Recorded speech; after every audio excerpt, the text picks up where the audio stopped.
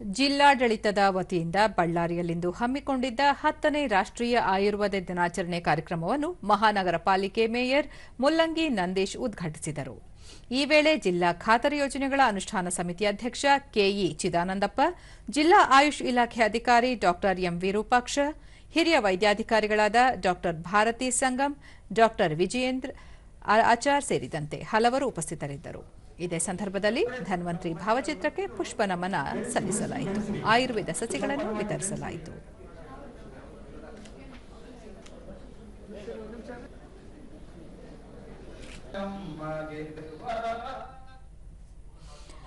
ಬಳಿಕ ಮುಲ್ಲಂಗಿ ನಂದೀಶ್ ಯೋಗ, ಪ್ರಾಣಾಯಾಮ, ಆಹಾರ ಶೈಲಿ ಸೇರಿದಂತೆ ಇನ್ನಿತರೆ ಕ್ರಮಗಳಿಂದ ಉತ್ತಮ ಆರೋಗ್ಯ ಕಾಪಾಡಿಕೊಳ್ಳಬಹುದು.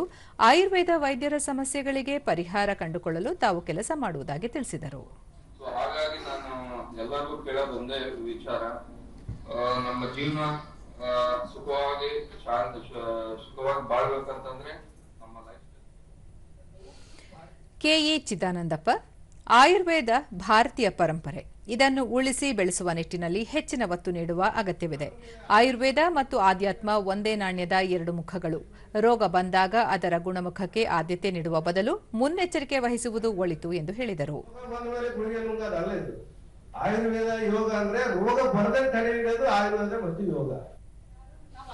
ಡಾಕ್ಟರ್ ಭಾರತಿ ಸಂಗಮ್, ವೈದ್ಯಕೀಯ ಕ್ಷೇತ್ರದಲ್ಲಿ ಆಯುರ್ವೇದ ಪದ್ಧತಿಯನ್ನು ಉಳಿಸಿ ಬೆಳೆಸುವಲ್ಲಿ ಪ್ರಧಾನಿ ನರೇಂದ್ರ ಮೋದಿ ಅವರು ಹೆಚ್ಚಿನ ಆದ್ಯತೆ ನೀಡಿದ್ದಾರೆ. ಇತ್ತೀಚೆಗೆ ಆಯುರ್ವೇದಕ್ಕೆ ಹೆಚ್ಚಿನ ಒತ್ತು ನೀಡಲಾಗುತ್ತಿದೆ ಎಂದು ತಿಳಿಸಿದರು. ರೋಗ ನಿವಾರಣೆ ಮಾಡಬೇಕಂದ್ರೂ ನಾವು ಏನಂದ್ರೆ ಪ್ರಿವೆಂಟಿವ್ ತರ ಡಿಸೀಸ್ ಬಂದ ಮೇಲೆ ಮತ್ತೆ ಇದು ತರ